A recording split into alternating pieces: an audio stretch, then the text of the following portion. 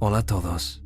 Antes de empezar, asegúrense de darle me gusta y suscribirse al canal y de dejar un comentario diciendo de dónde son y a qué hora están viendo. Así, YouTube seguirá mostrándoles historias como esta. Ahora, comencemos.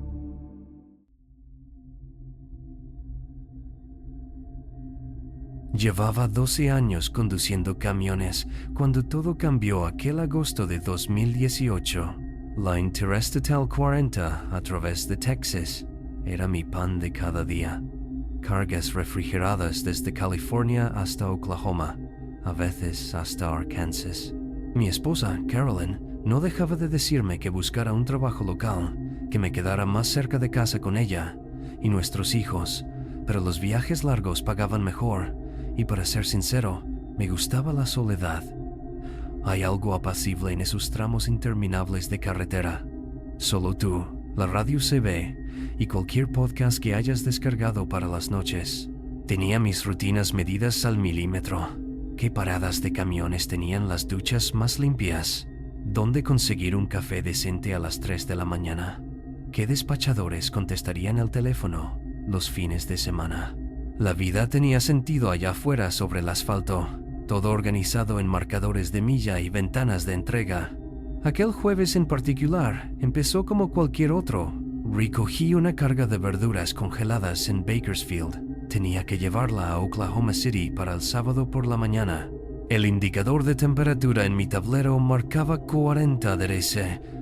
Cuando entré a la báscula cerca de amarillo alrededor de las 4 de la tarde.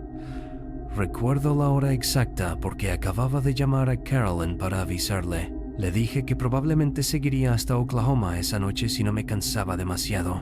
La estación de pesaje estaba ocupada pero no llena. Quizá 8 o 9 remolques en fila para la inspección. Mientras esperaba mi turno, un tipo en una camioneta blanca con placas gubernamentales se detuvo al lado de mi cabina y golpeó la puerta del pasajero. Afeitado probablemente de unos 40 y tantos, llevaba un chaleco de seguridad amarillo sobre una camiseta polo azul con algún tipo de placa oficial enganchada al bolsillo. Levantó un portapapeles y me hizo señas para que bajara la ventana. Inspección Federal de Seguridad, dijo con voz profesional. El mes pasado entró en vigor un nuevo reglamento. Estamos obligados a inspeccionar todas las cabinas para verificar la correcta colocación del equipo de emergencia. Solo tomará 5 minutos. A lo largo de los años había pasado por cientos de inspecciones, pero siempre las hacían agentes del DOT uniformados, no tipos en camionetas. Aún así, llevaba la placa y el portapapeles. Incluso me mostró una carta oficial con membrete del Departamento de Transporte. Dijo que estaban usando contratistas para agilizar el proceso de inspección. Mencionó algo sobre una serie de accidentes relacionados con extintores mal asegurados. Soltaba números de reglamentos. Parecía saber exactamente de lo que hablaba. La manera en que miraba el reloj y golpeaba el bolígrafo contra el portapapeles. Todo en él gritaba: «Burócrata gubernamental, tratando simplemente de pasar el día». Desbloqueé la puerta del pasajero y le dejé subir a la cabina. Gran error, pero a toro pasado todo es más claro, ¿verdad? Inmediatamente empezó a marcar cosas en su formulario: ubicación del extintor, triángulos de emergencia, botiquín de primeros auxilios. Tenía la extraña costumbre de pasar los dedos por los bordes de todo lo que inspeccionaba, como si comprobara si había polvo o algo así. Luego sacó un rollo de pequeñas pegatinas plateadas, de quizá un par de centímetros, con un sello holográfico que brillaba. «Inspección aprobada», explicó, despegando una y presionándola firmemente contra el interior de mi ventanilla del pasajero, justo en la esquina inferior para no obstruir la vista. La etiqueta tenía una letra diminuta que no podía leer desde el asiento del conductor, algún tipo de número de serie o código. La presionó durante unos 10 segundos para asegurarse de que quedara bien adherida, luego se echó atrás para examinar su obra como si colgara un cuadro. Mientras hacía todo esto, no dejaba de hacerme preguntas. ¿Cuántas horas llevaba conduciendo? ¿Cuándo había sido mi último descanso? Si alguna vez había sentido dolor de cuello por la vibración constante de la cabina. Al principio parecía charla trivial, el tipo de cosas que esperarías de alguien que trata con camioneros todo el día. Pero luego hizo una pregunta que me pareció extraña. ¿Suele dormir en la cabina o ir a un motel? Cuando le dije que la mayoría de las veces dormía en la cabina para ahorrar dinero, asintió y anotó otra cosa en su portapapeles. Inteligente, dijo, pero realmente deberías mejorar tu sistema de descanso. Muchos conductores están siendo asaltados en las áreas de descanso últimamente. Metió la mano en el bolsillo del chaleco y sacó lo que parecía una cuerda o cordón fino, de quizá 1 metro, con lazos en ambos extremos. Este es un nuevo dispositivo de seguridad que recomendamos, dijo, demostrando cómo enrollarlo alrededor de la manija de la puerta desde dentro. Evita que alguien haga palanca en la cerradura mientras duermes. Me entregó el cordón e insistió en que lo guardara como parte de una iniciativa de seguridad que estaban llevando a cabo. El material se sentía extraño, no del todo cuerda, no del todo cable, algo intermedio con un recubrimiento casi ceroso. Me observó manipularlo y luego me preguntó si quería que me mostrara la técnica correcta para asegurarlo con máxima eficacia. Algo en la forma en que lo dijo, en cómo sus ojos permanecían fijos en mi cuello mientras hablaba, me hizo sentir muy incómodo. Le dije que lo averiguaría por mi cuenta, gracias. Y ahí fue, cuando todo su comportamiento cambió por un segundo. Apretó la mandíbula, su respiración se hizo superficial y agarró el portapapeles con tanta fuerza que los nudillos se le pusieron blancos.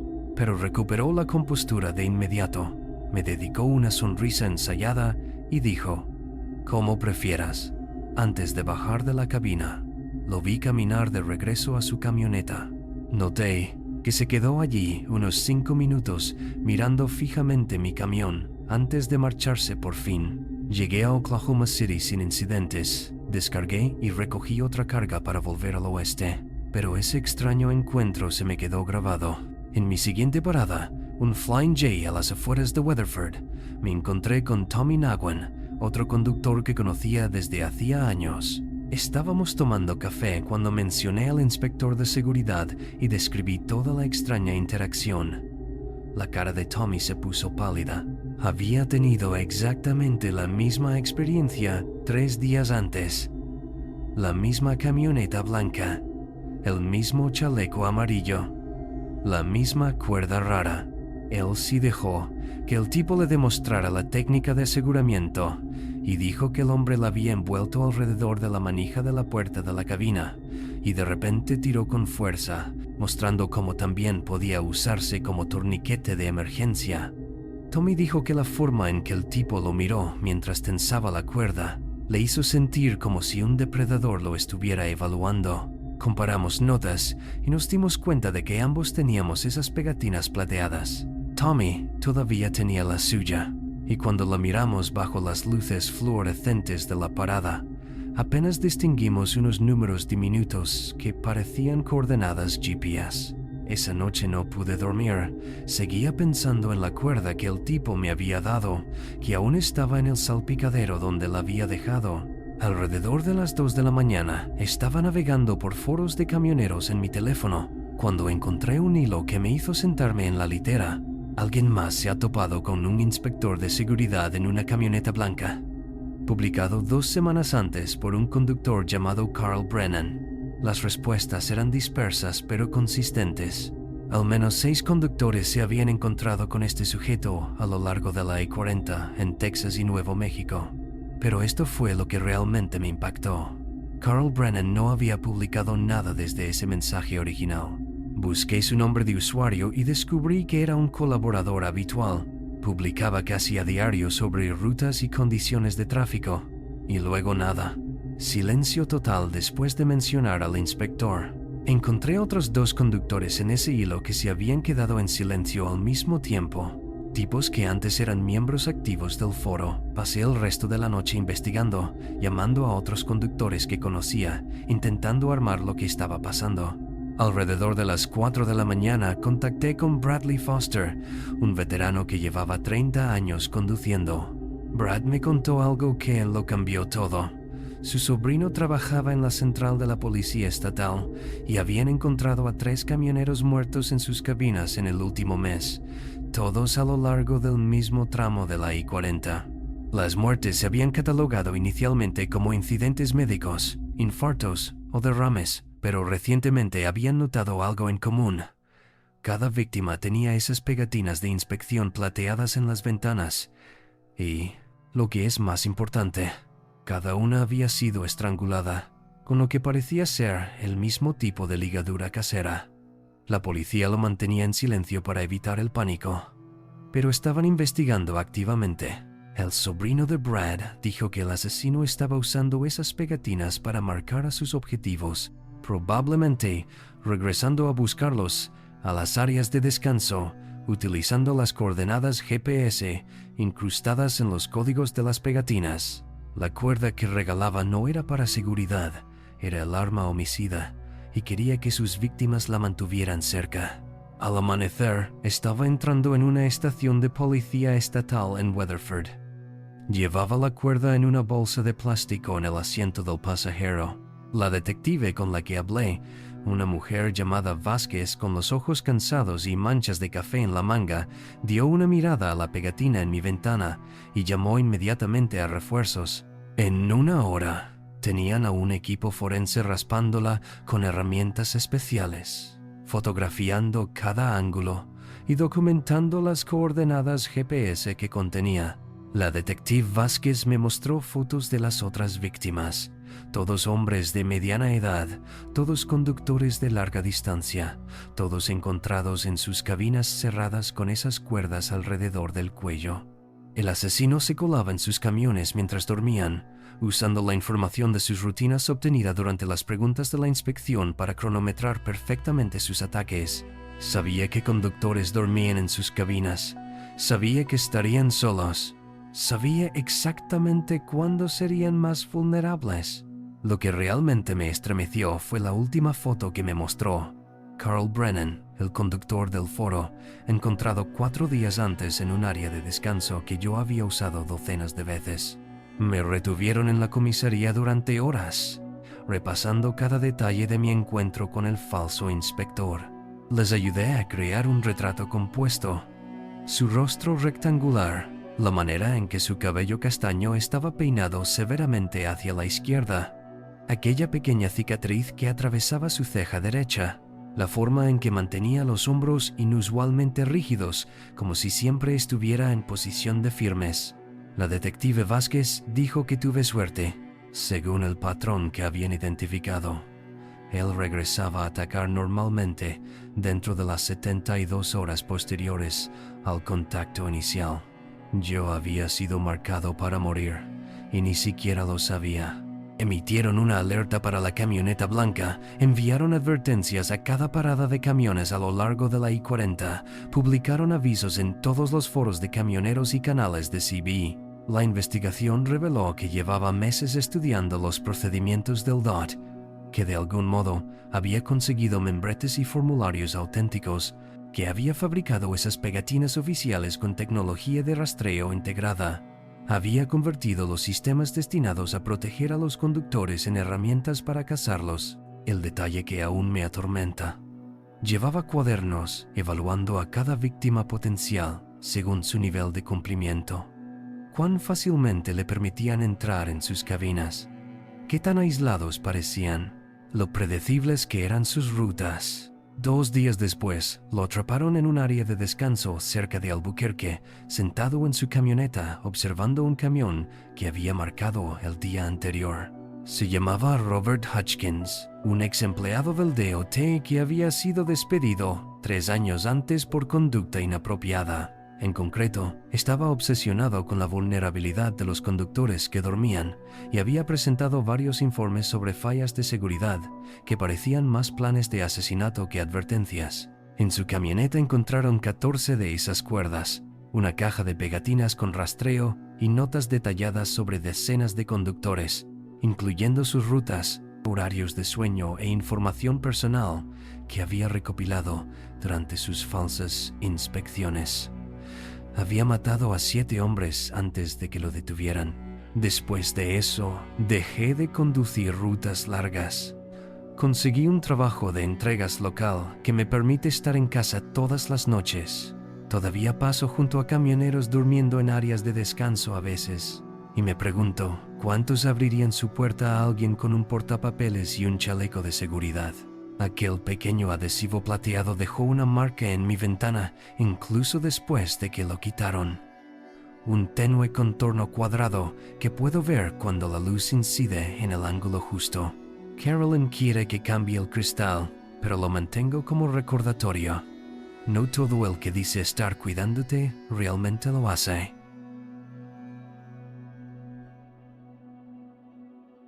El tráiler de 18 ruedas ha sido nuestro hogar para mi esposa Diane y para mí durante los últimos 11 años, transportando de todo, desde productos perecederos hasta electrónica a lo largo del país. Fue a finales de septiembre de 2016 cuando las cosas empezaron a ponerse extrañas en nuestra ruta habitual de Denver a Chicago. Llevábamos haciendo ese recorrido 2 veces al mes durante 3 años seguidos. Conocíamos cada parada de camiones, cada cafetería, cada bache de la Interestatal 80. Diane se ocupaba del papeleo y de la navegación mientras yo hacía la mayor parte de la conducción. Aunque ella tomaba el volante cuando necesitaba descansar, teníamos un buen sistema, ganábamos bien y, sinceramente, nos encantaba la libertad de la carretera. Aquella mañana de jueves, cuando salimos de Denver con una carga de artículos deportivos, la radio CB zumbaba con la charla habitual. Actualizaciones de tiempo, avisos de radares y esa voz ronca familiar que llevábamos escuchando meses. Un conductor que se hacía llamar Nighthawk. Nighthawk tenía una manera muy particular de hablar, lenta y deliberada, como si eligiera cada palabra con cuidado. Conducía un Peterbilt negro con escapes cromados personalizados que parecían colmillos cuando los veías por el retrovisor de noche. Habíamos cruzado saludos docenas de veces en distintas paradas, aunque algo en él siempre incomodaba a Diane. Decía que sus ojos nunca parpadeaban lo suficiente y que tenía la costumbre de lamerse los labios constantemente, como un lagarto probando el aire. Pero los camioneros son tipos raros y aprendes a no juzgar. Aquel jueves, sin embargo, la CB estaba llena de conversaciones nerviosas sobre una tercera desaparición a lo largo de nuestra ruta.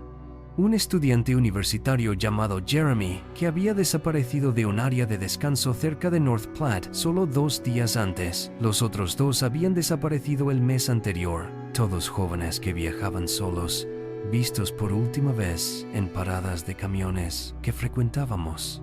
Alrededor del mediodía nos detuvimos en una estación Pilot cerca de Sterling para repostar y almorzar. El lugar estaba lleno de camioneros hablando de las desapariciones, y vi la plataforma de Nighthawk aparcada al fondo del estacionamiento. En el comedor, un conductor mayor llamado Bill mostraba a todos fotos en su teléfono, capturas de grabaciones de seguridad que la policía había divulgado. Las imágenes eran borrosas, pero mostraban a cada desaparecido hablando con alguien justo fuera del campo de la cámara en diferentes lugares. Bill señaló algo que hizo que todos se quedaran en silencio. En cada foto se distinguía apenas el borde de un camión negro, con esas pilas de escape cromadas al fondo. Nadie quería decirlo en voz alta, pero todos pensábamos lo mismo. Diane me agarró del brazo bajo la mesa, sus uñas se clavaban con fuerza. Decidimos continuar hasta Chicago sin más paradas, pero alrededor de las 8 de la tarde, nuestro motor empezó a hacer un ruido de rozamiento que nunca había oído. El medidor de temperatura subía rápido, y no tuve más remedio que desviarme a un pequeño y casi abandonado área de servicio cerca de Kearney. Solo funcionaban 2 luces de techo, proyectando sombras largas y distorsionadas sobre el asfalto agrietado. Al principio éramos la única plataforma allí. Levanté el capó para revisar el nivel de refrigerante mientras Diane se quedaba en la cabina, con las puertas cerradas. Entonces lo oímos, el ronroneo distintivo del Peterbilt de Nighthawk estacionándose detrás de nosotros. Aparcó a unos 15 metros, su motor al ralentí, los faros encendidos y apuntando directamente a nosotros. A través del resplandor, apenas distinguía su silueta en el asiento, perfectamente inmóvil. Observando, intenté concentrarme en el motor, pero mis manos no acertaban con el tapón del radiador. El refrigerante estaba completamente seco, lo cual no tenía sentido. Lo había revisado esa misma mañana como siempre. Entonces, noté algo que me hizo encogerme el pecho. Arañazos recientes alrededor del tapón de drenaje, como si alguien lo hubiera aflojado con alicates. La realización me golpeó. No era un fallo mecánico. Alguien había saboteado nuestro camión mientras estábamos dentro del restaurante. Eché un vistazo a la plataforma de Nighthawk y ahora su puerta estaba abierta, pero no lo veía por ninguna parte. La luz más cercana parpadeó y se apagó por completo, dejándonos en un bolsillo de oscuridad entre sus faros y el resplandor distante de la tienda de la estación. La voz de Diane crepitó en nuestra radio de mano, apenas un susurro. Está caminando alrededor de su remolque. Algo gotea de la parte trasera. Antes de que pudiera responder, el olor me golpeó. Ese inconfundible toque metálico de la sangre fresca mezclada con algo químico como lejía o amoníaco. El viento había cambiado, llevando el aroma desde el remolque de Nighthawk hasta donde yo estaba. Saqué una linterna de la caja de herramientas y apunté hacia su camión, el haz cortando la oscuridad. Lo que vi me hizo temblar. Un flujo constante de líquido oscuro goteando de la esquina trasera del remolque, formando un charco en el asfalto que parecía negro bajo la luz LED. Nighthawk apareció detrás de su remolque, secándose las manos con un trapo que parecía empapado de la misma sustancia. Ya no intentaba ocultarse. Se quedó allí, a unos 10 metros, su cabeza inclinada de forma antinatural, como estudiándonos. Sus labios se movían, pero no salía sonido. Solo ese movimiento repetitivo, como si practicara palabras que quería decir. Diane debía haber llamado al 911 porque al oír nuestra ubicación por la radio, su voz firme a pesar de todo. Empecé a retroceder hacia nuestra cabina, manteniendo la linterna apuntada a Nighthawk, que comenzó a avanzar hacia nosotros con pasos medidos y deliberados. Fue entonces cuando por fin habló. Su voz resonó clara en el estacionamiento.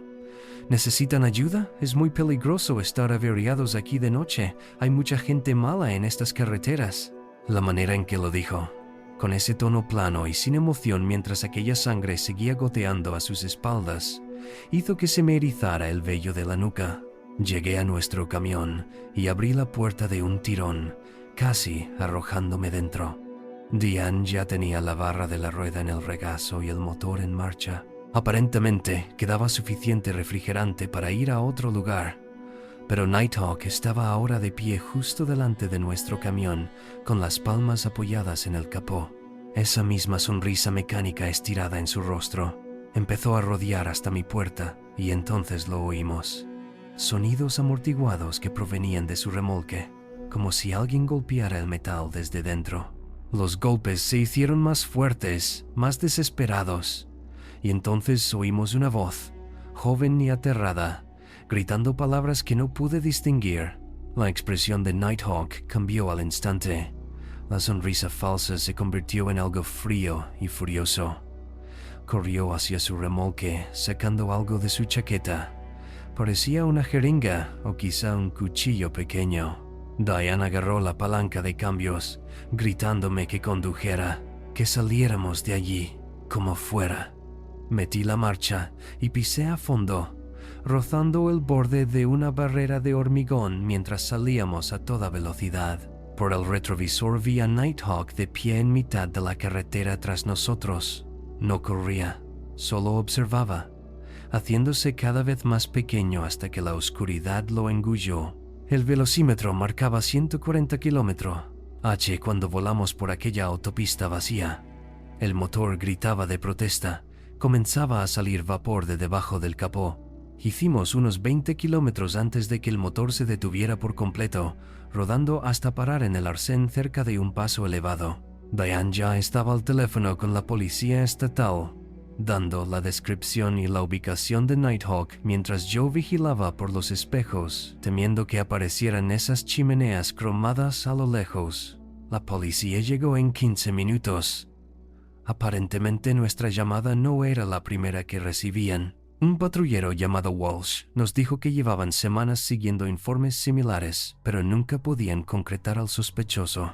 Pidió refuerzos para revisar inmediatamente el área de descanso, mientras otro agente nos llevaba a la comisaría más cercana. Pasamos las siguientes 4 horas dando declaraciones, mirando fotos, describiendo cada detalle que recordábamos del camión de Nighthawk, su rostro, aquel horrible goteo.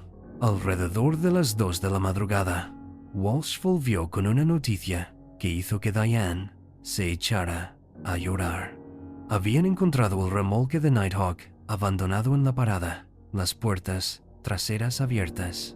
Dentro del remolque, descubrieron un compartimento oculto tras una pared falsa, equipado con correas atornilladas al suelo y paredes llenas de marcas de arañazos. La sangre que vimos era de Jeremy, el estudiante desaparecido 2 días antes. Estaba vivo pero apenas consciente, deshidratado y mostrando signos de haber sido sedado repetidamente. Encontraron objetos personales de al menos 6 víctimas más escondidos en varios compartimentos, incluidos los 2 hombres desaparecidos de nuestra ruta y 3 más que ni siquiera habían relacionado aún. Nighthawk en persona, cuyo verdadero nombre resultó ser Walter Simmons, se había desvanecido en la oscuridad de la pradera a pie, dejando su camión atrás como una cáscara vacía. La caza duró 3 días, helicópteros sobrevolando, perros rastreando los campos, pero parecía haberse evaporado. Encontraron sus huellas hasta un desagüe a 1 kilómetro de la parada, y después nada. La teoría era que tenía otro vehículo escondido en algún lugar. Quizá había planeado esta salida desde el principio. Nunca volvimos a hacer esa ruta. No pudimos. Cada camión negro que vimos durante meses nos ponía tensos, y el sonido de una radio CB encendiéndose hacía que Diane saliera de la habitación.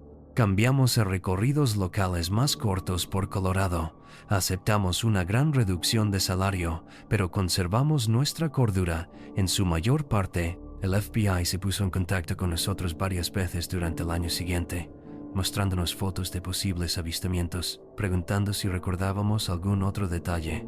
Jeremy sobrevivió y testificó sobre sus 3 días en ese remolque. Las drogas, las voces que escuchaba a través de las paredes, la forma en que Simmons le susurraba sobre la colección que estaba construyendo. 2 de las otras víctimas nunca fueron encontradas, solo sus billeteras y llaves escondidas en una caja bajo el piso del remolque. La investigación reveló que Simmons llevaba 23 años conduciendo camiones, cruzando el país bajo varios alias, y sospechaban que tenía otros remolques, otros escondites que nunca localizarían. Lo que más me atormenta es lo normal que parecía todas las veces que hablamos por radio. Solo otro conductor quejándose del tráfico y el clima, compartiendo chistes e historias por las ondas.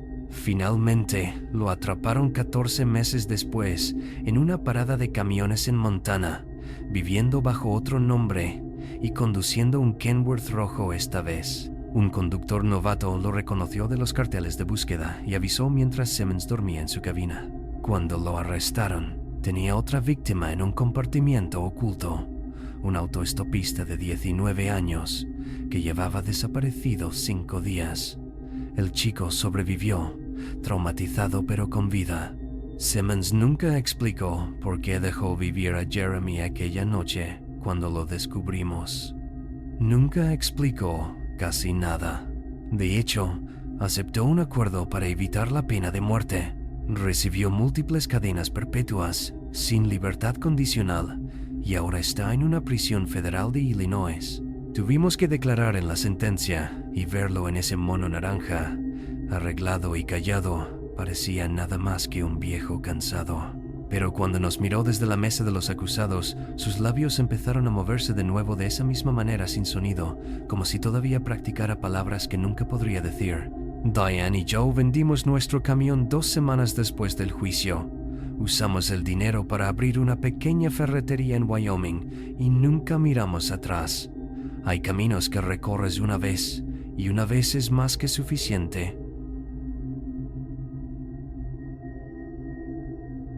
Llevaba 3 años conduciendo camiones de 18 ruedas y pensaba que ya había visto todo lo que la carretera podía ofrecer. Estaba transportando marisco congelado desde Portland hasta Phoenix aquel junio de 2014. Solo otro viaje rutinario que pagaba $1.2.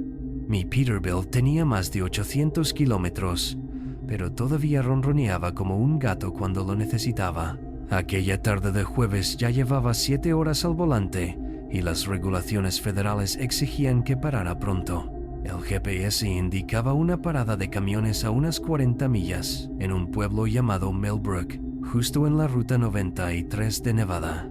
Nunca había oído hablar del lugar, pero las reseñas en línea decían que tenían buenos precios en diésel y duchas limpias, que era todo lo que necesitaba después de cruzar otro desierto. Llegué al Millbrook Truck Plaza alrededor de las 4:30 de la tarde y de inmediato el lugar me dio mala espina. Solo había otros 3 camiones en un estacionamiento que podía albergar fácilmente 50, y el edificio principal parecía no haber sido renovado desde los años 70. La pintura amarilla desvaída se descascaraba de las paredes y la mitad de las letras de neón del cartel estaban quemadas, pero las bombas de diésel funcionaban y eso era lo que importaba. Aparqué en el surtidor número 7, apagué el motor y bajé de la cabina. El calor me golpeó de inmediato. Debía de superar los 40 de Grecia. Mientras llenaba el tanque, decidí entrar a por agua y quizá un sándwich para la cena. Las puertas automáticas se abrieron con un gemido y el chorro de aire acondicionado se sintió como el cielo en mis brazos quemados por el sol. El interior era aún más deprimente que el exterior. Las luces fluorescentes parpadeantes daban a todo un tono verdoso enfermizo y había un olor a grasa vieja mezclado con limpiador de pino que no había hecho del todo su trabajo.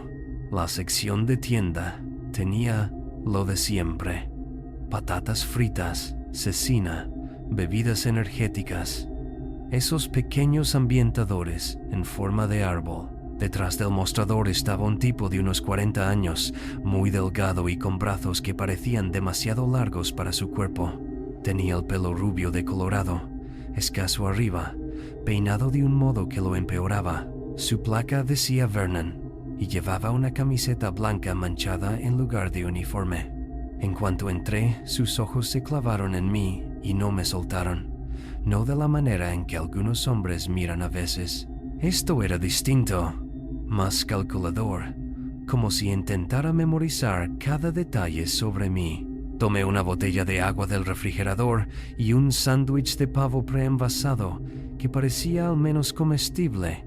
Luego me dirigí al mostrador. Vernon me sonrió con unos dientes sorprendentemente blancos y rectos, lo que hacía que todo lo demás en él pareciera más incorrecto. «Buenas tardes», señorita dijo, con una voz más aguda de lo que esperaba, casi cantarina. «No vemos muchas conductoras por aquí. ¿Hacia dónde vas, si no es indiscreción?» Le di la respuesta vaga de siempre. «Al sur, tengo que hacer una entrega», pero él siguió insistiendo. «Phoenix, Las Vegas, Los Ángeles. Tengo familia por todas partes. Quizá conozca buenos lugares donde puedes parar». Sus dedos tamborileaban en el mostrador, esos dedos largos y pálidos con uñas mordidas, hasta casi no existir, y se inclinaba hacia adelante como intentando acortar la distancia entre nosotros. «Solo estoy de paso», respondí firmemente mientras sacaba la cartera para pagar. Tomó mi billete de $20, pero en vez de meterlo en la caja registradora, lo levantó a contraluz como si comprobara si era falso. Todo el tiempo seguía hablando. «¿Piensas aparcar aquí esta noche?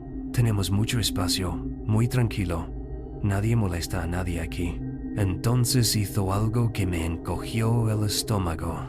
Se lamió el pulgar antes de contar el cambio, manteniendo el contacto visual todo el tiempo. «Salgo a medianoche», añadió, colocando las monedas en mi palma. una por una, rozando mis dedos más de lo necesario. A veces camino por el estacionamiento. Me aseguro de que todos estén seguros, especialmente las damas que viajan solas. Hoy día no se puede ser demasiado precavida, ¿verdad? La forma en que dijo damas me hizo querer darme una ducha. Tomé mis cosas y salí, pero sentí su mirada en mi espalda todo el camino. Para cuando terminé de llenar el tanque y busqué un lugar para aparcar, casi eran las 6 de la tarde. Elegí un espacio en el extremo del lote, lejos del edificio, pero bajo uno de los postes de luz que funcionaba. Desde mi cabina podía ver a Vernon a través de las ventanas de la tienda, y cada pocos minutos miraba hacia el estacionamiento. Traté de convencerme de que era paranoia. Tal vez solo se sentía solo. Tal vez era inofensivo. Pero 20 años de camarera, antes de convertirme en camionera, me habían enseñado a confiar en mis instintos sobre la gente. Cerré mis puertas, corrí las cortinas y me acomodé para la noche con mi sándwich y un libro. Alrededor de las 9 oí que entraba otro camión, lo que me hizo sentir mejor. Al menos ya no estaba sola allí. Me dormí cerca de las 10:30, con el teléfono cargando a mi lado y la palanca de ruedas al alcance por si acaso. El golpe en mi ventana llegó exactamente a las 12:17 amén. Lo sé porque lo primero que vi cuando abrí los ojos fue el resplandor verde del reloj del tablero. 3 golpes lentos y deliberados, luego una pausa, luego 3 más. Mi corazón latía tan fuerte que lo oía en los oídos. A través de una abertura en la cortina, pude ver una figura junto a la puerta del conductor. La luz del aparcamiento proyectaba sombras extrañas, pero podía distinguir lo suficiente. Era Vernon y ya no llevaba camiseta. Su pecho pálido, sin vello, parecía brillar bajo la luz artificial. Y vi que sostenía algo en su mano derecha, una barra de hierro, el extremo curvo reflejando la luz mientras cambiaba el peso de un pie a otro. Golpeó de nuevo, más fuerte esta vez. Y entonces habló, su voz amortiguada, pero todavía con ese tono canturreo. «Hola, señora conductora. Vi que tus luces estaban apagadas. ¿Te sientes sola? Pensé que tal vez quisieras compañía». Me quedé completamente quieta, casi sin respirar, rezando para que pensara que estaba dormida y se fuera. Pero Vernon no se rendía tan fácilmente. Empezó a rodear mi camión arrastrando la barra a lo largo de la carrocería, haciendo ese horrible chirrido contra el metal. «Sé que estás despierta», gritó, su voz más fuerte. «Tu cortina se movió. No seas grosera. Solo quiero hablar». Completó un círculo alrededor de mi vehículo y cuando volvió al lado del conductor, presionó su cara contra la ventana. Pude ver su aliento empañando el cristal, distinguir esos dientes blancos en la oscuridad. «Vamos, cariño, ábreme. Traje unas cervezas. Están en mi camioneta». Ahí mismo señaló con la barra una Ford Ranger destartalada aparcada a unos 15 metros. «Podríamos pasarlo muy bien. He estado pensando en ti toda la tarde. No podía sacarte de la cabeza». Mi mano encontró el teléfono en la oscuridad, pero cuando intenté desbloquearlo, mis dedos temblaban tanto que fallaba los números. Vernon debió ver la luz de la pantalla, porque de repente se volvió más agresivo. «¿A quién llamas? ¿A la poli?» «Buena suerte, cariño. La estación más cercana está a 45 minutos. Mi primo es el operador. Empezó a probar la manija de la puerta, tirando de ella con tanta fuerza que la cabina se sacudía. Luego se dirigió al lado del pasajero e hizo lo mismo. Cuando eso no funcionó, se quedó en silencio un momento, y ese silencio fue de alguna manera peor que todas sus palabras. Finalmente logré marcar el 911, pero tal como dijo, la llamada no entraba. Sin señal. Allí en medio de la nada, mi teléfono era poco más que una linterna cara. Podía oírlo moverse afuera, sus pies descalzos golpeando el asfalto. Y entonces llegó un sonido que me dejó rígida, el silbido del aire escapando de uno de mis neumáticos. «Ups», dijo Vernon fingiendo preocupación. «Parece que tienes un pinchazo». 2 pinchazos, de hecho. tal vez 3 cuando termine. Va a ser muy difícil salir de aquí ahora, ¿verdad? Lo oí moverse a otro neumático y supe que tenía que hacer algo. Agarré la barra y el teléfono. Usé su linterna para ver y abrí silenciosamente la puerta del pasajero. Mi plan era sencillo: salir por el lado opuesto a donde él estaba, correr al otro camión que había oído llegar antes y golpear su puerta hasta que me ayudaran. Pero cuando entreabrí la puerta y miré, el corazón se me hundió. El otro camión se había ido. El lote estaba completamente vacío, excepto por Vernon y yo. Cerré la puerta con el mayor sigilo, pero él lo oyó. Ahí está, canturrió, y lo oí corriendo al lado del pasajero. Por fin lista para jugar. He sido tan paciente, pero ya me canso de este juego. Entonces, algo en mí cambió. No iba a morir en ese estacionamiento a manos de un dependiente de gasolinera. Había sobrevivido a los ataques borrachos de mi exmarido. Había sobrevivido a 3 años de conducir por tormentas de hielo y pasos de montaña. Y desde luego iba a sobrevivir a Vernon. Apreté con más fuerza la barra y me moví al asiento del conductor, con la mano en el encendido. Incluso con los neumáticos desinflados todavía podía mover el camión, quizá embestir su Ford, hacer suficiente ruido para atraer la atención desde la carretera. Pero cuando giré la llave, Vernon hizo algo que no esperaba. Se subió a mi capó. A través del parabrisas lo vi claro como el día, agazapado allí como una gárgola pálida, la barra levantada sobre su cabeza. «Vas a hacer que rompa este bonito parabrisas», gritó, con saliva saliendo de su boca. «Eso te va a costar extra, cariño». Bajó la barra con fuerza y el cristal se agrietó en forma de telaraña, pero no se rompió. Sabía que el segundo golpe lo atravesaría, pero yo ya había arrancado el motor e hice lo único que se me ocurrió. Puse la marcha atrás y aceleré. Vernon salió volando del capó y cayó pesado en el asfalto con un sonido como un saco de carne. No me detuve a ver si estaba bien. Puse primera, el camión avanzó con sus neumáticos destrozados, haciendo un ruido horrible mientras las llantas raspaban el pavimento. Llegué a la entrada de la autopista, saltaban chispas de las ruedas y seguí adelante. Unos 3 kilómetros más allá vi las luces de otra parada de camiones, una de cadena grande con mucha gente alrededor. Entré. Probablemente arruiné completamente las llantas, pero no me importó. El guardia de seguridad de allí llamó a la policía de verdad y encontraron a Vernon de vuelta en su estación, alegando que yo lo había atacado y me había ido sin pagar la gasolina. Pero las cámaras de seguridad contaban otra historia. Resultó que Vernon ya lo había hecho antes. Otras 3 camioneras habían denunciado encuentros similares en los últimos 2 años, pero todas habían conseguido alejarse antes de que escalara. Yo fui la cuarta y la última. Lo arrestaron esa noche, encontraron cuerda y bridas en su Ford, junto con una colección de licencias de mujeres que aparentemente había robado a víctimas anteriores.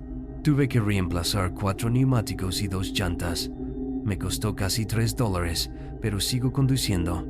Simplemente ya no paro en estaciones pequeñas y ahora llevo más que una barra de ruedas. La niebla devoraba la carretera 278 aquella noche de octubre de 2022, haciendo que la zona rural de Alabama se sintiera como conducir a través de sopa de leche. Llevaba unos 15 años transportando muebles de Mississippi a Atlanta. Conocía cada bache y radar entre Birmingham y la línea de Georgia. La cabina de mi Peterbilt tenía todas las decoraciones habituales de camionero, fotos de mi esposa Nancy y nuestros hijos pegadas al parasol, un muñeco cabezón de Elvis que me regaló el pequeño y el viejo rosario de mi madre colgando del retrovisor. Aquel martes empezó mal con un neumático reventado cerca de Tupelo que me retrasó 3 horas. Y para cuando llegué a ese tramo vacío de la 278, el reloj del salpicadero marcaba las 2:47 a.m. en números verdes brillantes. La temperatura había caído de 21 a 4 Graci, en menos de una hora, convirtiendo el aire húmedo en un muro de niebla blanca que mis luces largas apenas atravesaban. Ella apareció justo al límite de hasta donde llegaban mis luces, quizá a 15 metros más adelante, al lado del pasajero, justo dentro del lindero del bosque.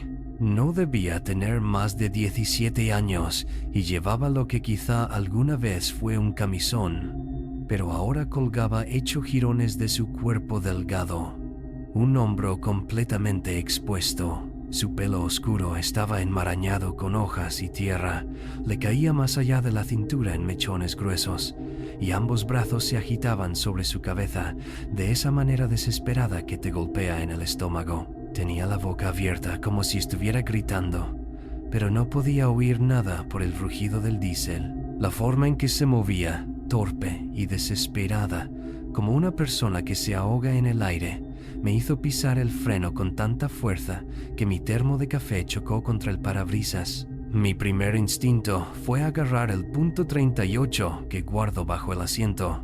15 años conduciendo de noche te enseñan a ser precavido con las situaciones al borde de la carretera. Pero esa chica tenía lágrimas formando líneas limpias entre la suciedad de su rostro y sus pies descalzos sangraban, dejando huellas oscuras en el asfalto mojado. Mientras se tambaleaba hacia mi camión, bajé la ventanilla del pasajero a medio, manteniendo una mano cerca del teléfono. ¿Estás herida? ¿Necesitas ayuda?, grité, pero ella seguía agitando los brazos y señalando hacia el bosque, su boca moviéndose en palabras que no podía entender. Entonces hizo algo que me erizó los pelos.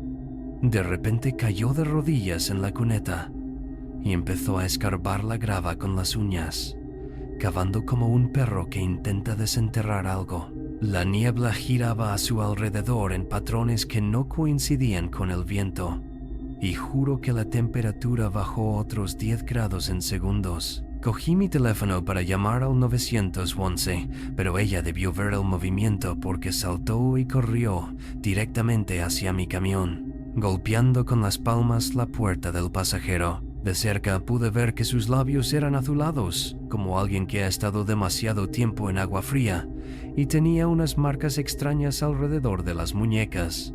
No exactamente cortes, más bien hendiduras, perfectamente circulares y espaciadas uniformemente. Seguía pronunciando lo mismo una y otra vez, y por fin pude leer sus labios. Otros, hay otros. Entonces se giró y corrió de vuelta hacia los árboles, desapareciendo en la oscuridad entre dos enormes robles que parecían estar allí desde antes de la guerra civil. Me quedé quizá 30 segundos, el motor al ralentí, tratando de procesar lo que acababa de ver antes de coger mi teléfono y llamar a la policía estatal. La operadora, una mujer con fuerte acento de Montgomery, tomó mi ubicación y dijo que las unidades tardaban 20 minutos. 20 minutos se sienten como horas cuando estás solo en una autopista oscura, preguntándote si esa chica necesita ayuda ahora mismo. No pude esperar.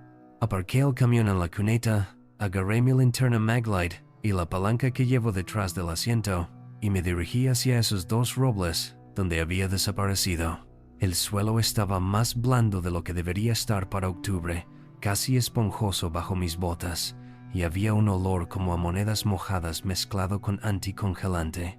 A unos 10 metros del bosque, mi linterna iluminó algo que no debería estar allí, una lona azul extendida entre varios árboles, y debajo de ella, un agujero en el suelo de unos 20 metros de ancho con tablones alrededor de los bordes, como si fuera un antiguo pozo. Pero no era un pozo. Alguien había instalado una escalera de barras de acero y cuerda que descendía a la oscuridad total. Lo sensato habría sido esperar a la policía, pero no podía dejar de pensar en ella, diciendo, otros. Apunté mi linterna al hueco y casi la dejé caer cuando vi lo que había abajo. A unos 2,5 metros, el agujero se abría en lo que parecía una sala excavada en la tierra, apuntalada con vigas de 2x4 y paneles de madera. Pude ver la esquina de un colchón, unos estantes hechos con bloques de cemento y tablas, y lo que parecían docenas de frascos de conservas llenos de algo oscuro. Pero lo peor era la pared. Alguien había clavado cáncamos en las vigas y colgaba de cada uno una cadena que terminaba en lo que definitivamente eran grilletes. El metal estaba brillante, usado recientemente, ni una pizca de óxido. Me estaba alejando del agujero cuando oí ramas romperse detrás de mí. Pasos pesados avanzando rápido entre la maleza. Corrí más rápido de lo que había corrido desde el fútbol del instituto, atravesando ramas y espinos, con la palanca aún apretada en la mano derecha. Detrás de mí los pasos se detuvieron de repente, pero no disminuí la velocidad hasta salir de la línea de árboles y ver las luces encendidas de mi camión. La policía llegó 12 minutos después. 2 patrullas y luego un desfile de vehículos, incluidos el FBI, rescate y una furgoneta forense de móvil. Encontraron el búnker exactamente donde dije, junto con pruebas de que al menos 6 personas habían estado allí recientemente. Los colchones estaban manchados de sangre y otros fluidos que prefiero no imaginar, y esos frascos llenos de dientes humanos, clasificados por tipo molares en algunos, incisivos en otros como si alguien los estuviera coleccionando. Trajeron perros de búsqueda y excavadoras. Trabajaron el sitio durante 3 días seguidos. Nunca encontraron cuerpos, pero sí más habitaciones conectadas por túneles estrechos que se extendían bajo el suelo del bosque como un cáncer. La noticia duró alrededor de una semana. Camionero descubre posible sitio de tráfico humano y cosas así, pero nunca encontraron a la chica que yo vi ni a quien fuera que me perseguía entre esos árboles. El agente del FBI encargado, un tipo llamado Fitzgerald, con ojos como de pez muerto, me dijo que probablemente había salvado vidas al llamar cuando lo hice. Encontraron comida fresca allí abajo, leche que aún no había caducado, frascos de medicinas con fechas de pocos días antes. Alguien había estado viviendo en ese laberinto subterráneo, manteniendo a personas en esas cadenas, y había despejado el lugar rápidamente. Lo que no salió en las noticias fue lo que sucedió después y por qué estoy escribiendo esto ahora, intentando darle sentido, porque 3 semanas después de esa noche en la 278, las cosas se volvieron personales, de una manera que aún me hace revisar los espejos más de lo que debería. El primer mensaje llegó mientras repostaba en una estación Love cerca de Meridian. Mi teléfono vibró con un número que no reconocí sin código de área, solo 10 ceros. El mensaje decía: Douglas Brennan, Peterbilt 579, matrícula Alabama, JK Rocho, 1823. Deberías haber seguido conduciendo.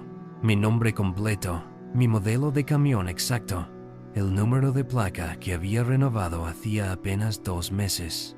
Se lo mostré al gerente de la estación, pensando que tal vez era una estafa, pero solo se encogió de hombros y dijo: a los camioneros les llegan mensajes raros todo el tiempo. El segundo mensaje llegó esa misma noche, mientras dormía en mi cabina en un área de descanso. La chica no estaba perdida, era cebo. Deja de hablar con los polis. Esta vez había una foto adjunta.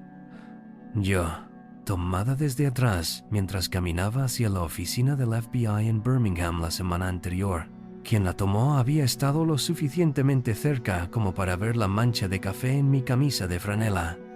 Al final de esa semana, otros 4 conductores de mi empresa recibieron mensajes similares. Todos habían conducido por ese tramo de la 278 en el último mes. Y todos los mensajes tenían sus nombres reales, detalles del camión, incluso sus direcciones. Un conductor, Kevin Garrett, recibió un vídeo de su hija saliendo de su escuela primaria en Huntsville.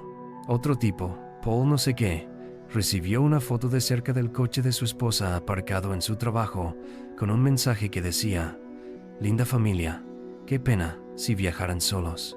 Todos lo reportamos al FBI, pero Fitzgerald solo dijo que estaban investigando y nos aconsejó variar las rutas, mantenernos alerta. Fácil para él. No era él quien transportaba cargas por carreteras secundarias de Alabama de noche, saltando cada vez que su teléfono vibraba.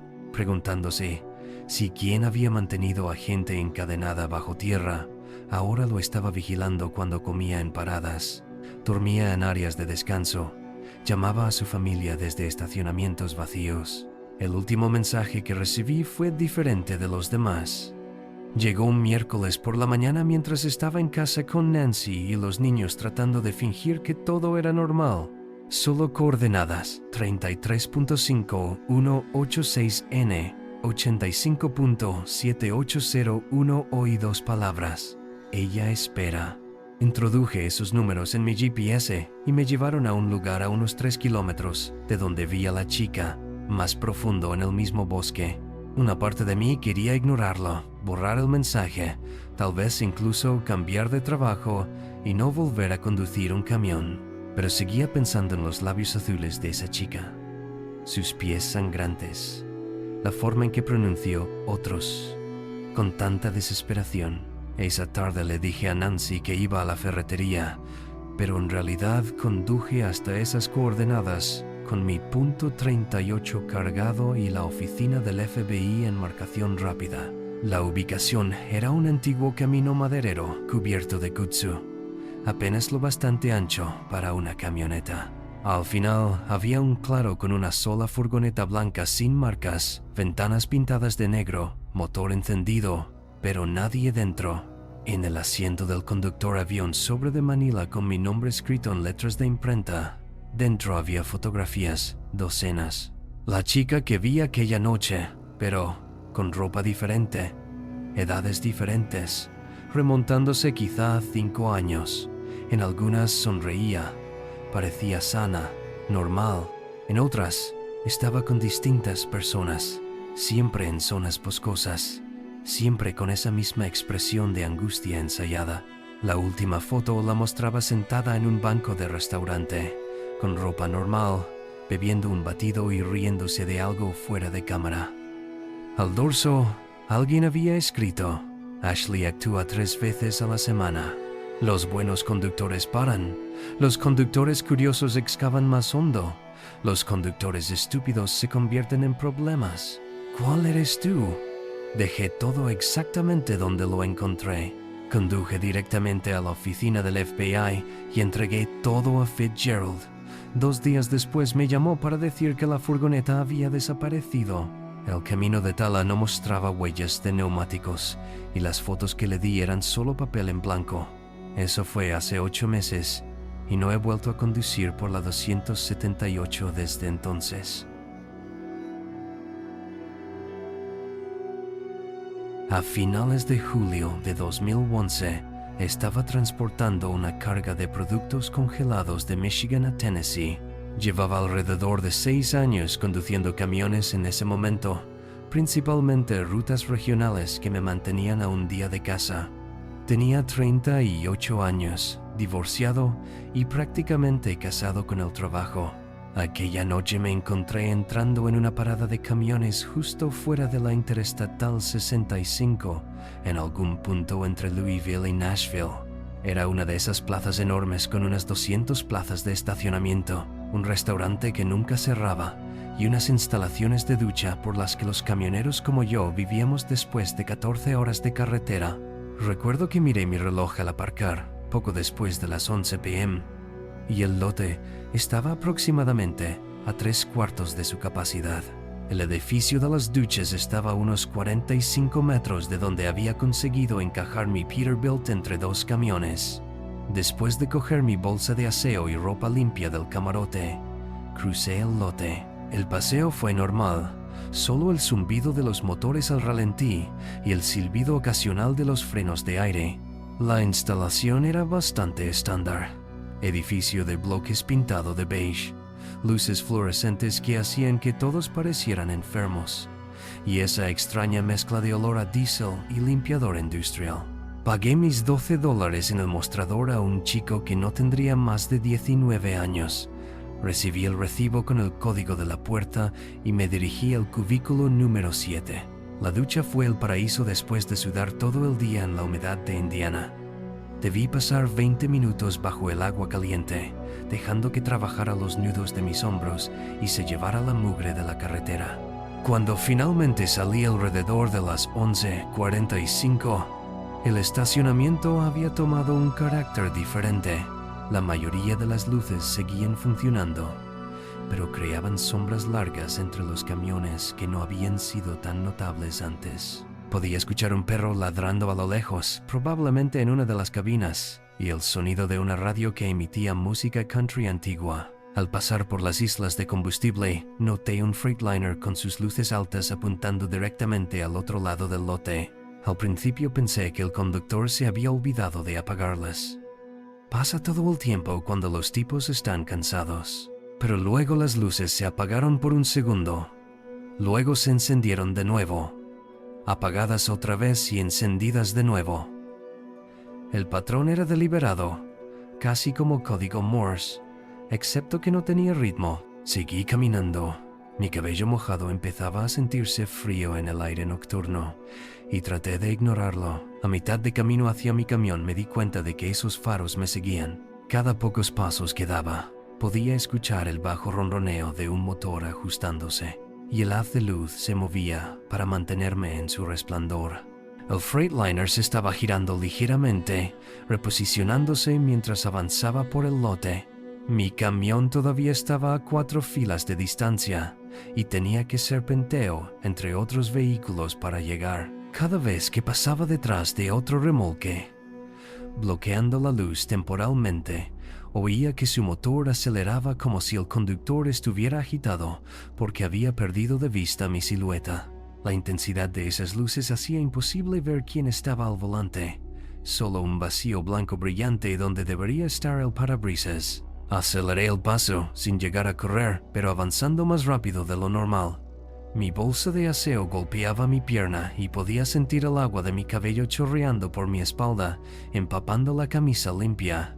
El motor del Freightliner se quedó en silencio por un momento, y pensé que tal vez el conductor había abandonado su extraño juego. Pero entonces oí una puerta cerrarse de golpe, ese característico golpe metálico de una puerta de cabina.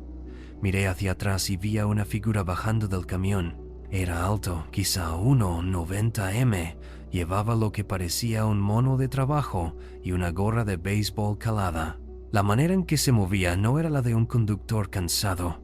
Se movía con propósito, cortando en diagonal el lote, claramente tratando de interceptar mi camino. Lo que realmente me encogió el estómago fue verlo alcanzar su cabina y sacar algo largo y metálico. Con la iluminación confusa tardé un segundo en reconocerlo, una llave de ruedas. Mi camión estaba a 2 filas, y este tipo recortaba la distancia más rápido de lo que me gustaba. Me agaché entre 2 remolques refrigerados, cuyos compresores zumbaban lo suficiente para ocultar mis pasos. Por el hueco bajo un remolque podía ver sus botas, unas Red Wing desgastadas con cinta adhesiva en un dedo del pie, paradas justo donde yo había estado caminando momentos antes. Se quedó allí lo que pareció una eternidad, pero probablemente fueron solo 10 segundos, esperando, escuchando. Luego esas botas comenzaron a moverse de nuevo, más despacio esta vez, dirigiéndose hacia la parte delantera de los remolques, donde probablemente pensaba que saldría.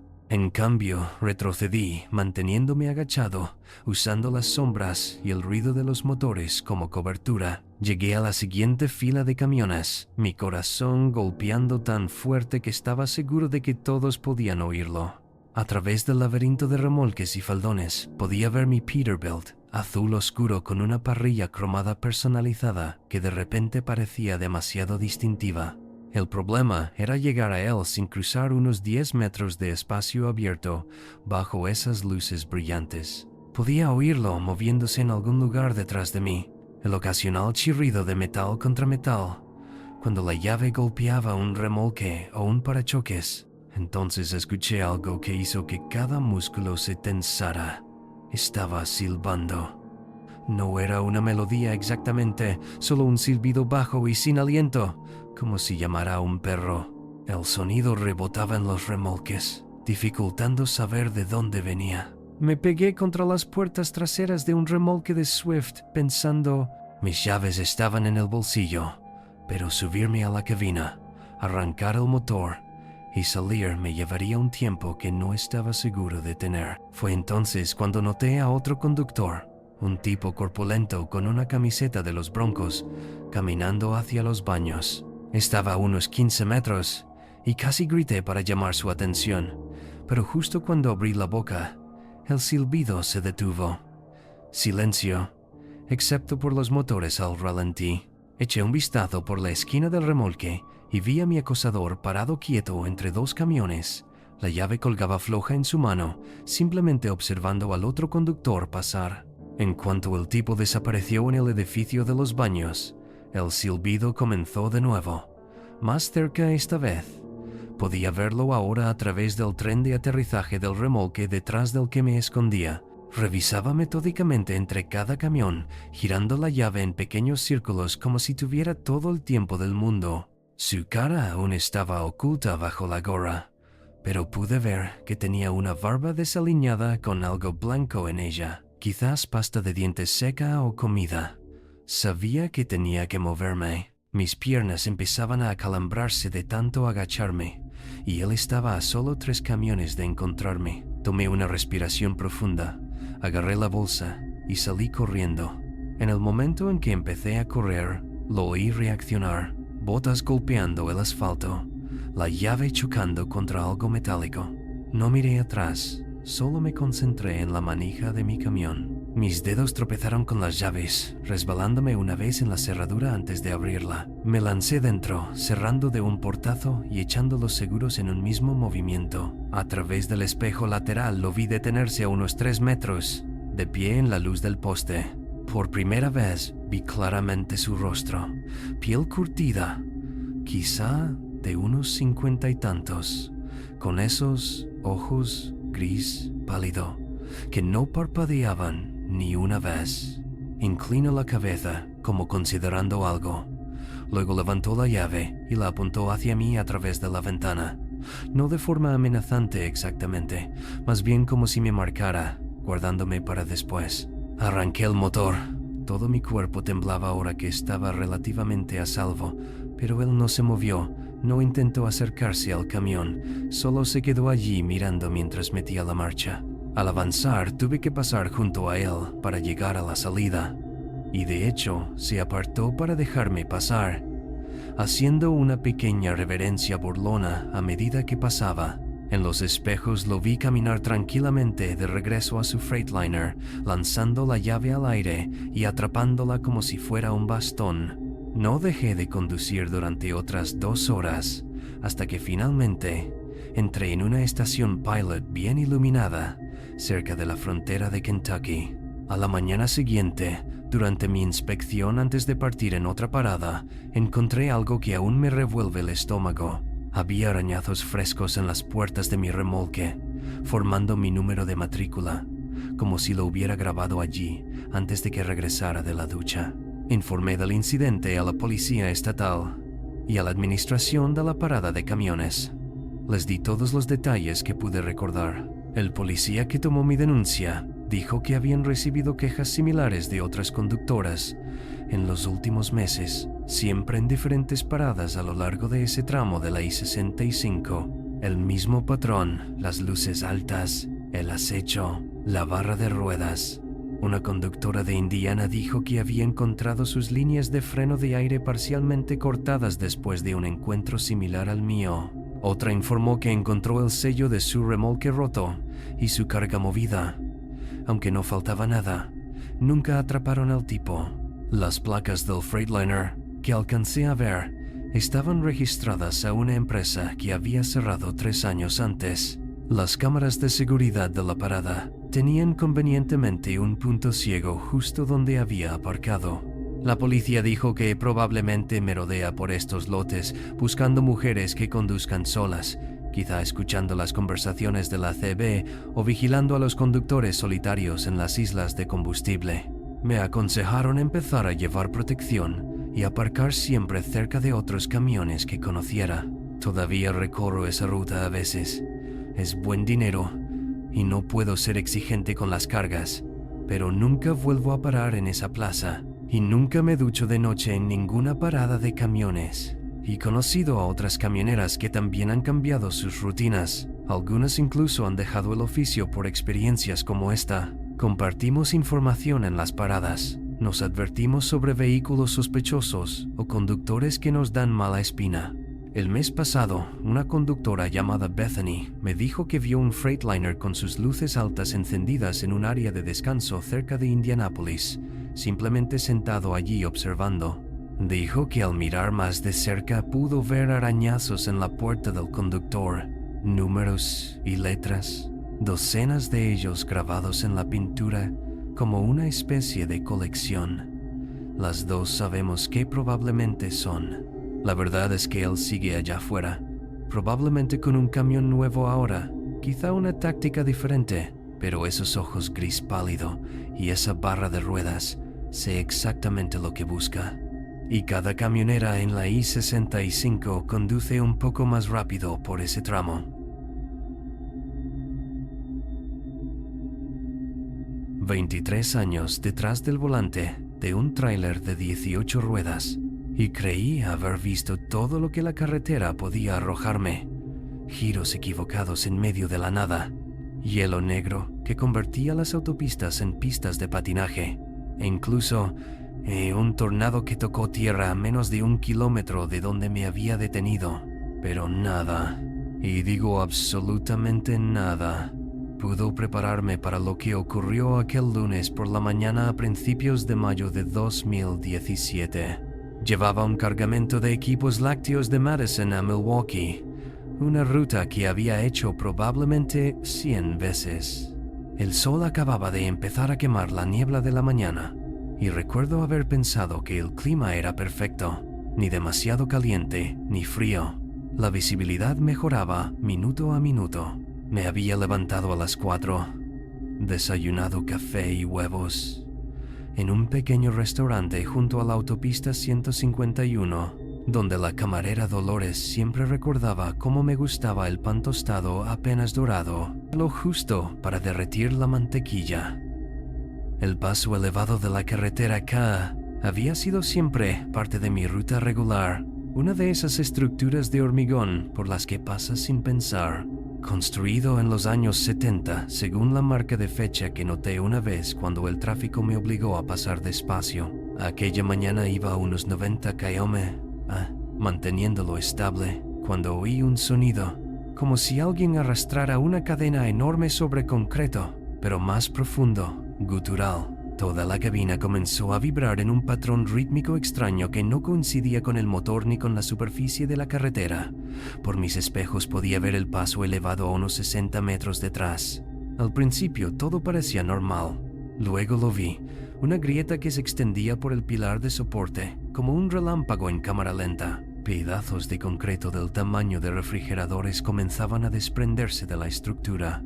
Mi primer instinto fue pisar el acelerador para poner la mayor distancia posible entre mí y lo que fuera que estuviera a punto de pasar allí, pero aquí fue donde todo se torció, literalmente. El camino debajo de mí dejó de ser solo un camino. Se estaba moviendo, inclinándose en un ángulo imposible que mi cerebro no entendía. Esa sensación de cuando estás en un barco y una gran ola lo golpea, multiplicada por 1000. Excepto que estás en un vehículo de 40 toneladas a 90 kilómetros. El asfalto se agrietaba, se abría como si la tierra se hubiera decidido a bostezar justo bajo mis ruedas. Podía oír el remolque detrás de mí quejándose, el metal torciéndose de maneras para las que no estaba diseñado. Por el espejo del lado del pasajero, observé cómo el paso elevado simplemente se doblaba. No colapsó ni se desmoronó. Se dobló sobre sí mismo como si alguien lo hubiera cortado por la mitad y lo hubiera doblado hacia atrás. Los coches que cruzaban arriba resbalaban por los bordes. Y nunca olvidaré el sonido de todo ese peso al golpear el suelo, como un trueno que no se detenía. Mi camión empezó a girar en tijera, el remolque deslizándose a la izquierda, mientras la cabina intentaba seguir recto. El volante era inútil a esas alturas. Era como intentar dirigir un carrito de supermercado por una cascada. Todo en la cabina salió volando. Mi cuaderno de ruta, la taza de café, la pequeña cruz de madera que me dio mi hija para la buena suerte. Todo flotó en un momento surrealista antes de que la gravedad recordara su trabajo. El parabrisas se agrietó en forma de telaraña, pero no se rompió, y a través de esas grietas podía ver el suelo acercándose rápido, excepto que no estaba donde debería. Estábamos cayendo, todo el camión y yo cayendo por lo que solía ser carretera sólida. El altímetro del GPS se volvía loco. Los números descendían como una cuenta regresiva, y recuerdo haber pensado, así termina. No en una escena dramática de película, sino un lunes por la mañana, transportando equipos lácteos, mientras Dolores probablemente sigue sirviendo café. El impacto llegó por etapas. Primero, las ruedas delanteras golpearon algo sólido. Resultó ser una viga de soporte que había caído horizontalmente. Toda la cabina se inclinó hacia adelante, con tal violencia que el cinturón parecía querer partirme en dos. Luego vino el segundo golpe cuando el remolque alcanzó, golpeando la parte trasera de la cabina con fuerza suficiente para reventar la ventana posterior. El vidrio voló por todos lados y pude saborear cobre en mi boca. Casi me arranqué la lengua de la mordida sin darme cuenta. El motor gritaba, todavía intentando funcionar, aunque estábamos suspendidos en un ángulo insano, morro hacia abajo, a unos 10 metros de lo que solía ser la carretera. Podía oler el diésel que se filtraba, escuchar cómo chapoteaba en algún lugar debajo de mí, y lo único que podía pensar era en esos vídeos de seguridad sobre incendios de combustible, y que tienes tal vez 90 segundos para salir antes de que todo explote. Mi puerta estaba trabada contra un enorme trozo de concreto. No se movía por más que pateara.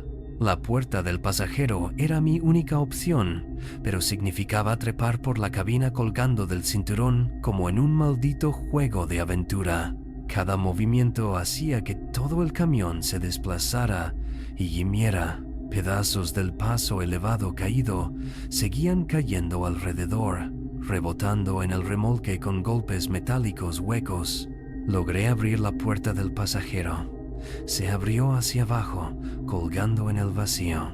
Debajo podía ver barras de acero retorcido como enormes espinas metálicas, trozos de concreto del tamaño de coches compactos, y en algún lugar entre ese caos, otros vehículos que no habían tenido tanta suerte como yo. Entonces la escuché. Una voz de mujer proveniente de uno de esos coches, gritando pidiendo ayuda. No gritos de pánico, sino llamados medidos, como si intentara conservar energía. Hizo que todo fuera real de una manera que mi propia situación aún no había logrado. Salir significaba dejar de lado todo lo que sabía sobre seguridad y confiar en una física que no entendía. Desabroché el cinturón mientras me apoyaba en el volante, deslizando de inmediato hacia la puerta del pasajero. Mis botas encontraron apoyo en la consola central, luego en el marco de la puerta, y básicamente tuve que trepar como una araña mientras la cabina se balanceaba como un borracho tratando de mantenerse en pie. El metal estaba caliente por la fricción, quemaba a través de mis guantes, y podía sentir el camión moverse con cada presión en diferentes puntos. Una vez fuera, de pie sobre lo que técnicamente era la puerta del pasajero sujetándome del soporte del espejo, pude ver el alcance completo del desastre. El paso elevado no solo colapsó, se llevó un tramo de la autopista, quizá de unos 100 metros. Mi camión estaba atrapado sobre los escombros a mitad de camino, como un juguete dejado caer en una obra. Arriba, la gente se reunía en los bordes de la carretera intacta. Algunos grababan con sus teléfonos, otros gritaban, preguntando si estaba bien. La voz de la mujer volvió, más clara ahora que estaba afuera. Estaba en una minivan plateada a unos 12 metros debajo, el vehículo aplastado entre dos losas de concreto, pero de algún modo con suficiente espacio dentro para mantenerla con vida. Podía ver su mano agitándose a través de un hueco entre los escombros y decía que no sentía las piernas. Muy tranquila, como si informara del clima. Sabía que tenía que bajar, pero el camino no era más que metal retorcido, concreto roto, y barras de acero expuestas afiladas como cuchillas. Empecé a bajar de todos modos, usando el bastidor del remolque como escalera, luego saltando un fragmento relativamente estable de carretera que había caído en ángulo. Mi tobillo se torció al aterrizar, escuché un chasquido, pero la adrenalina es curiosa, no sentí nada hasta mucho después. Podía oír sirenas a lo lejos, pero sonaban tan lejanas, y esa mujer seguía hablando, diciendo que se llamaba Grace, que era profesora, que tenía 32 alumnos esperándola, y si podía por favor quedarme con ella hasta que llegara ayuda. Pasé los siguientes 40 minutos sujetándole la mano a través de un hueco apenas lo bastante grande para que nuestros dedos se rozaran. Me habló de su aula, de cómo la decoraba con mariposas de papel que hacían los niños, de cómo un alumno, Anthony, siempre le llevaba rodajas de manzana porque había decidido que los profesores necesitaban vitaminas. Su voz se desvanecía a veces y yo apretaba sus dedos. Le contaba sobre mis rutas, las cosas extrañas que se ven a las 3 de la madrugada en autopistas vacías. Un hombre en smoking paseando un pavo real con correa. Un piano roto colocado perfectamente en medio de la carretera como si alguien lo hubiera puesto allí. Cualquier cosa para mantenerla hablando, mantenerla consciente. El olor a diésel era cada vez más fuerte y podía ver líquido acumulándose bajo varios vehículos. Otros supervivientes surgían de los escombros, una familia de 4 de un SUV aplastado, todos milagrosamente capaces de caminar, y un anciano que preguntaba qué año era, mientras la sangre le corría por la cara desde una herida que parecía que alguien le había abierto la cabeza. Formamos esta extraña comunidad en las ruinas, ayudándonos, compartiendo agua de una nevera que alguien había sacado de su coche destruido. Los servicios de emergencia descendieron con cuerdas aproximadamente 1 hora después del colapso. Verlos trabajar era como ver una danza coreografiada. Cada movimiento deliberado, calculado, sin energía desperdiciada. Sacaron a Grace con las mandíbulas de la vida, y nunca olvidaré el sonido de esas herramientas, como dientes metálicos gigantes masticando una lata. Ella estuvo consciente todo el tiempo, incluso logró apretarme la mano una vez más antes de que la subieran en la camilla. El paramédico que me revisó dijo que tenía el tobillo roto en 2 lugares. Había estado caminando sobre él durante casi 1 hora y me preguntó si era algún tipo de superhombre. Le dije que no, solo un camionero que necesitaba ayudar. Sacaron mi camión 3 días después. Hicieron falta 2 grúas enormes trabajando al unísono. La cabina estaba retorcida, irreconocible, el remolque abierto, como un huevo roto. El perito del seguro que vino a verlo se quedó allí negando con la cabeza. Repetía, nadie debería haber sobrevivido a esto, como un mantra. La investigación comenzó 2 semanas después. Inspectores federales, funcionarios estatales, hombres con trajes, portapapeles y cámaras documentando cada centímetro del colapso. Me entrevistaron 4 veces, siempre las mismas preguntas, formuladas de manera diferente, como si intentaran pillarme en una mentira. Noté algo inusual en el paso elevado antes. Sentí alguna vibración en viajes previos. ¿Llevaba más peso del permitido? Las respuestas siempre fueron no, y definitivamente no. Mi carga estaba incluso por debajo de peso ese día. Tenía todos los papeles. Entonces una inspectora, una mujer llamada Jiménez con ojos que parecían haber visto demasiado, me tomó aparte tras la 3ª entrevista. No podía decir mucho por motivos legales, pero me dijo que prestara atención a las noticias en las próximas semanas. Dijo que a veces el horror real no es lo que sucede, sino por qué se permitió que sucediera. No entendí a qué se refería, hasta que salió la noticia sobre Harbor Construction, el subcontratista responsable del mantenimiento de ese tramo de infraestructura. Resultó que Harbor Construction había estado presentando informes de inspección de puentes y pasos elevados que nunca habían inspeccionado realmente. 3 años de documentos, todos firmados y sellados, describiendo exámenes detallados de estructuras que nunca visitaron.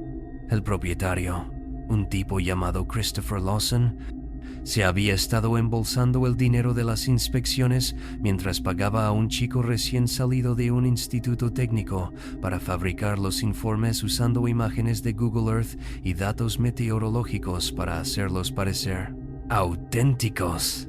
El paso elevado que colapsó, según sus archivos, había superado una inspección estructural completa apenas 6 semanas antes de caer. En realidad, nadie lo había revisado físicamente en más de 4 años.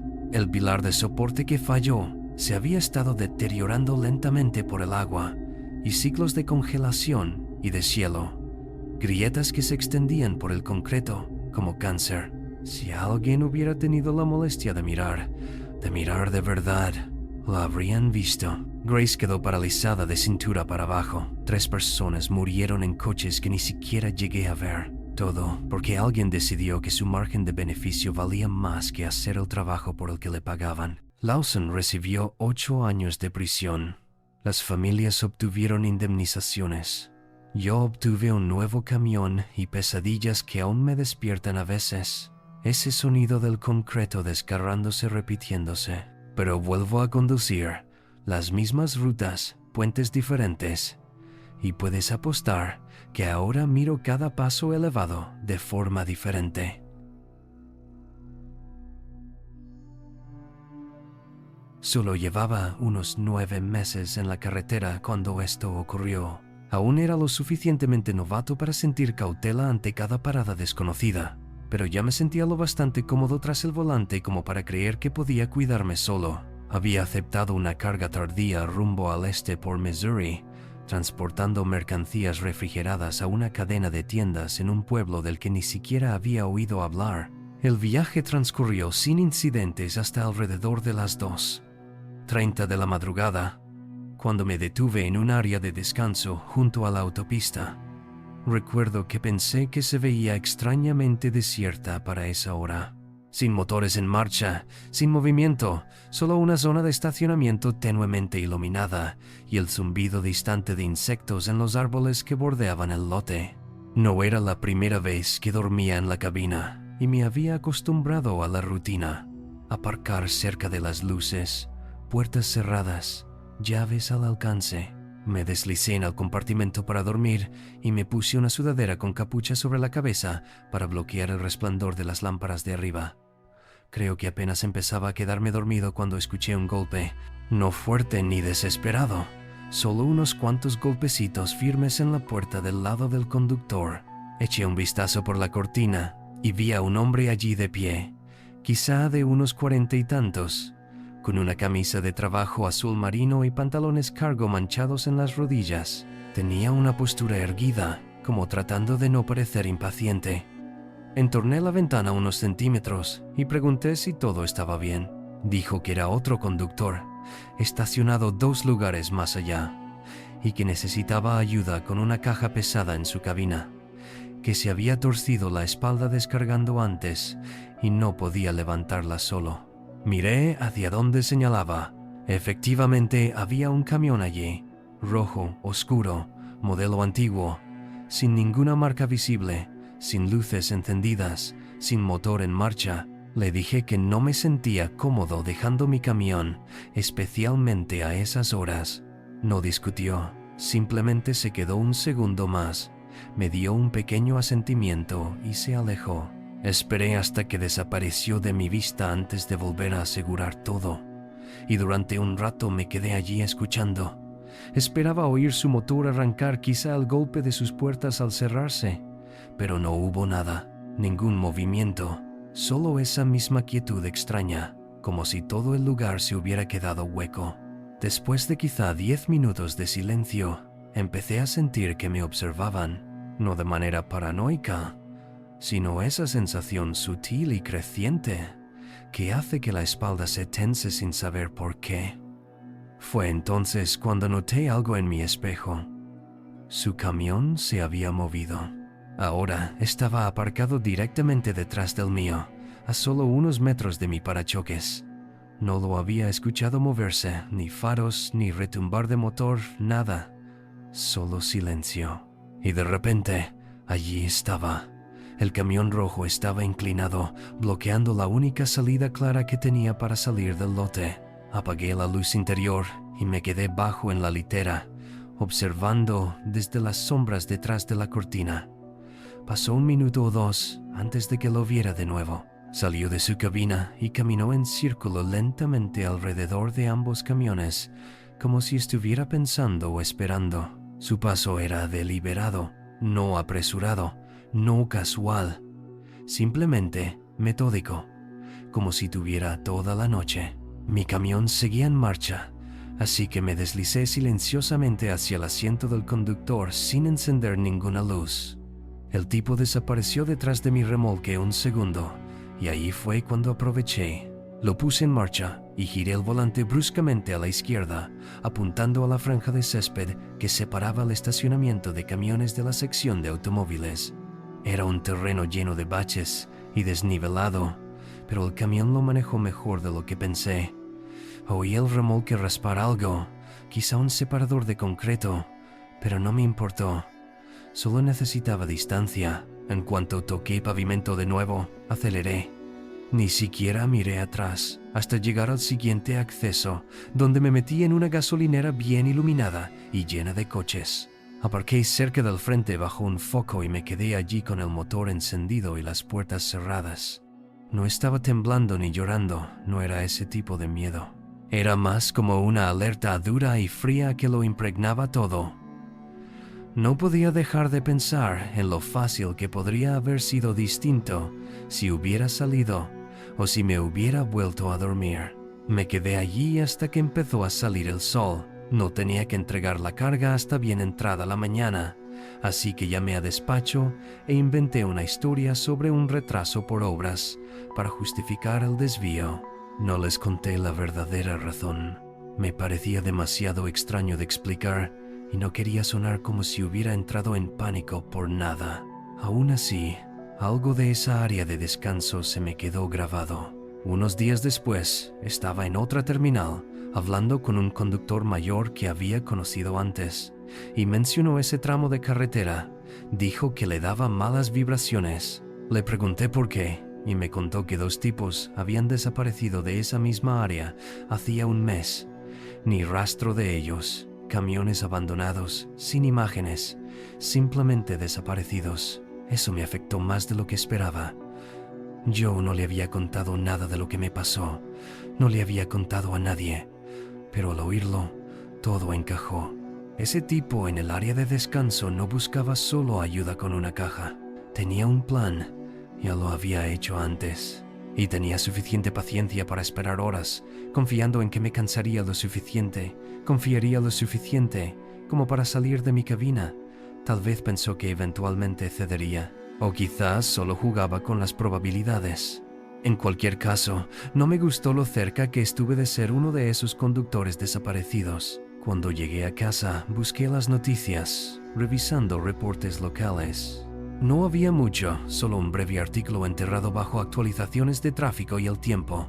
2 conductores de larga distancia, ambos vistos por última vez en la misma área de descanso. Ambos camiones encontrados en su sitio con las puertas abiertas y las llaves aún dentro. Sin señales de lucha, sin entrada forzada, solo cabinas vacías.